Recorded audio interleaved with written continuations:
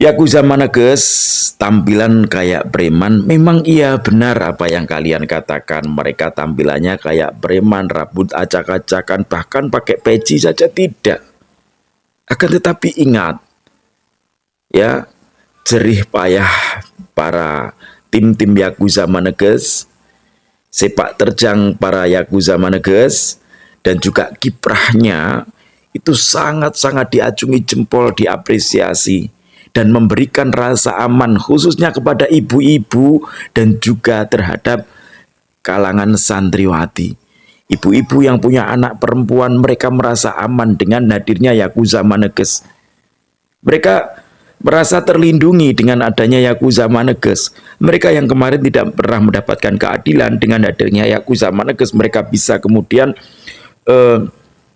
apa istilahnya itu, konsultasi tentang apa yang mereka hadapi saat ini, yang selama ini sudah bertahun-tahun terkadang dilaporkan akan tetapi tidak pernah menemui keadilan.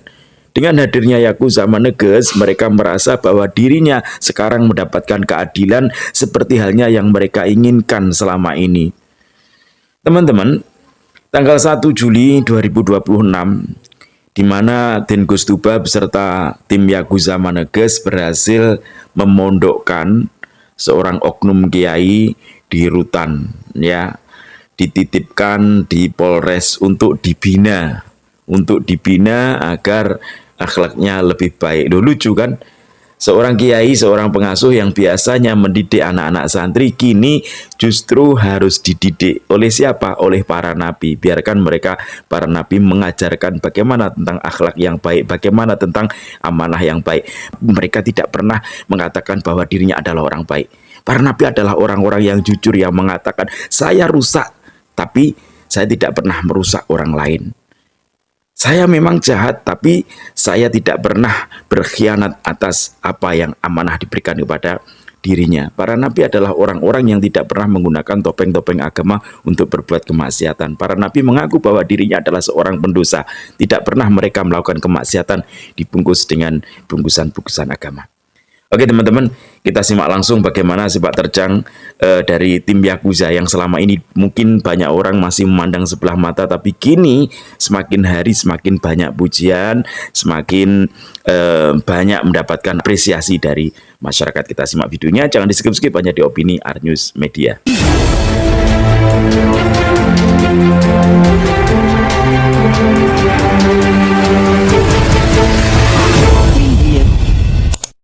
Video ini hanya untuk mereka yang punya logika. Bagi yang tidak punya logika, silahkan skip aja. Arnews Media, dunia pendidikan keagamaan di Banyuwangi kembali menjadi sorotan publik. Seorang pengasuh sebuah pondok pesantren di wilayah Sempu diamankan oleh aparat kepolisian setelah adanya laporan dari pihak yang mengaku menjadi korban. Peristiwa ini langsung menarik perhatian masyarakat karena menyangkut lembaga pendidikan yang selama ini dikenal sebagai tempat membentuk akhlak dan karakter generasi muda. Informasi yang beredar menyebutkan bahwa proses pengamanan dilakukan oleh Satreskrim Polresta Banyuwangi pada Rabu dini hari, 1 Juli tahun 2026.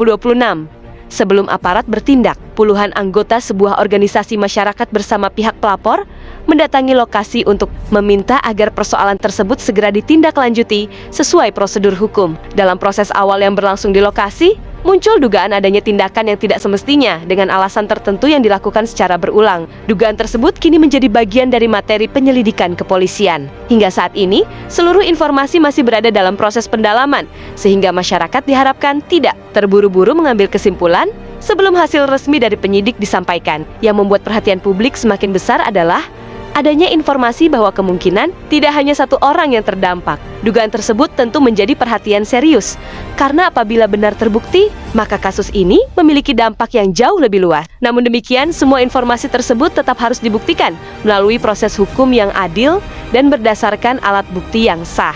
Menjelang waktu subuh, petugas kepolisian bergerak melakukan olah tempat kejadian perkara dan mengamankan sejumlah barang yang diduga berkaitan dengan penyelidikan. Langkah Ntar kalian bisa lihat bagaimana seorang kiai tersebut yang punya pondok pesantren tersebut ketika didatangi Gus Tuba, cium tangan. Tampilan Gus Tuba apakah pakai peci di situ? Tidak. Tampilan luar itu tidak penting, kawan. Pembangunan karakter rohani ini yang penting, ya. Memang santri-santri Gus Tuba itu nyentrik-nyentrik, terkenal dari dulu, dari mulai zaman kakeknya yaitu Gus Mi, kemudian turun di Gus Robert, ayah daripada Gus Tuba, nyentrik-nyentrik semuanya. Jarang mereka yang menampakkan sisi keagamaan dari segi pakaian, itu jarang sekali. Bahkan bisa dibilang kayak tidak ada, saking jarangnya gitu ya. Makanya seseorang Gus Tuba itu selalu mengatakan bahwa nggak penting, penilaian orang tuh nggak penting.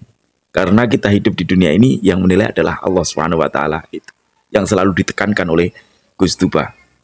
Cepat aparat ini mendapat perhatian masyarakat yang berharap proses penegakan hukum dapat berjalan secara profesional, transparan, dan tanpa adanya perlakuan istimewa terhadap siapapun. Di sisi lain, organisasi yang turut mengawal laporan tersebut menegaskan akan terus memantau perkembangan perkara hingga memperoleh kepastian hukum. Mereka juga meminta agar seluruh proses berjalan sesuai aturan yang berlaku, sehingga semua pihak mendapatkan keadilan. Kasus seperti ini kembali mengingatkan kita bahwa kepercayaan masyarakat terhadap sebuah lembaga harus selalu dijaga dengan integritas. Ketika muncul dugaan pelanggaran oleh oknum, maka yang harus diproses adalah individu yang bertanggung jawab, bukan menghakimi seluruh lembaga atau komunitas yang selama ini menjalankan tugasnya dengan baik. Masyarakat juga perlu bijak dalam menyikapi informasi yang beredar di media sosial. Hindari menyebarkan kabar yang belum terverifikasi atau menambahkan cerita yang belum tentu benar. Berikan ruang kepada aparat penegak hukum untuk bekerja secara profesional hingga seluruh fakta dapat diungkap secara utuh. Apabila nantinya penyelidikan menemukan adanya unsur pelanggaran hukum, maka proses persidangan akan menjadi tempat untuk membuktikan seluruh tuduhan berdasarkan fakta, keterangan saksi, serta alat bukti yang sah. Sebaliknya, apabila ada informasi yang tidak terbukti, maka hal itu juga harus dihormati sebagai bagian dari prinsip keadilan. Peristiwa ini menjadi pelajaran penting bagi seluruh lembaga pendidikan agar terus memperkuat sistem pengawasan, membangun mekanisme pelaporan yang aman, serta menciptakan lingkungan belajar yang nyaman bagi seluruh peserta didik. Dengan langkah-langkah tersebut, kepercayaan masyarakat terhadap dunia pendidikan dapat terus dijaga. Kita semua tentu berharap persoalan ini segera memperoleh kejelasan melalui proses hukum yang objektif. Siapapun yang terbukti melanggar harus mempertanggungjawabkan perbuatannya sesuai ketentuan yang berlaku. Sementara itu, masyarakat diharapkan tetap menjaga sikap tenang, menghormati asas praduga tak bersalah, dan menunggu hasil resmi dari pihak berwenang. Yuk, gunakan logika akal sehat agar tidak mudah diperdaya baik secara fisik, mental, maupun spiritual. Jadi begitulah ya Gus Tuba dengan tim Yakuza Manegesnya. Gus Tuba selalu menekankan kepada tim Yakuza Maneges, bukan penilaian orang yang penting, tapi penilaian Allah. Karena kita hidup itu untuk dinilai Allah, perilaku kita, bukan dinilai manusia. Dan tim Yakuza Maneges bersama Den Gus Tuba sudah membuktikan beberapa titik lokasi yang diduga indikasi kuat terjadi penyimpangan, maka beliau bertindak dengan tegas tapi terukur, tidak melampaui batas. Saya rasa itu.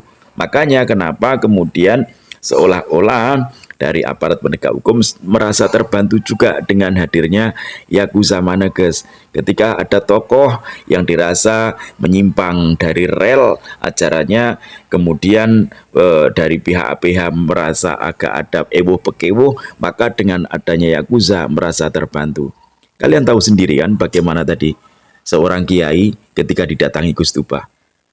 Mereka tahu siapa Gus Tuba, mereka tahu bagaimana Gus Tuba. Gus Tuba itu adalah penerus daripada Gus Mi, penerus dari Gus Mi untuk masalah Dzikrul Ghafilin, ya Moloikatan, ya jamaah semaan Quran dan Dzikrul Ghafilin, itu penerusnya Gus Tuba. Di berbagai wilayah di Nusantara ini, dan Gus Tuba lah yang mengelola Jamiah Dzikrul Ghafilin dan juga semaan Quran yang telah diwariskan oleh Gus Mi. Makanya tidak heran ketika banyak kemudian kiai-kiai yang mempunyai masalah ya kemudian didatangi Gus Tuba, ya semacam itu tadi. Kalian bisa melihat kan, meskipun masih muda. Kalian tentu masih ingat gimana pada waktu tahun 2022 di mana Gus Tuba juga pernah dicium tangannya oleh seorang Habib. Padahal Habib diyakini oleh masyarakat sebagai orang yang keturunan Nabi, walaupun tidak ada bukti sampai detik ini. Tapi ya itulah mukibin susah memang, menyadarkan mukibin itu susah. Oke teman-teman, semoga video ini bermanfaat. Ambil sisi positifnya dan buang sisi negatifnya. Kita dukung terus bagaimana langkah-langkah Yakuza untuk kemudian istilahnya apa ya, membersihkan tempat-tempat yang suci dari kotoran-kotoran yang ditutup. Istilahnya begitu ya, dalam masjid seumpama di serambi masjid kemudian ada kotoran tai ayam kayak atau apa yang kemudian ditutupi dengan daun, maka di situ Denkus Tuba bersama tim Yakuza Maneges membuka daun tersebut kemudian membersihkan kotorannya, bukan menutupi untuk selamanya. Allahumma fiqh ila qawmi thoriq. Wassalamualaikum warahmatullahi wabarakatuh. Salam NKRI.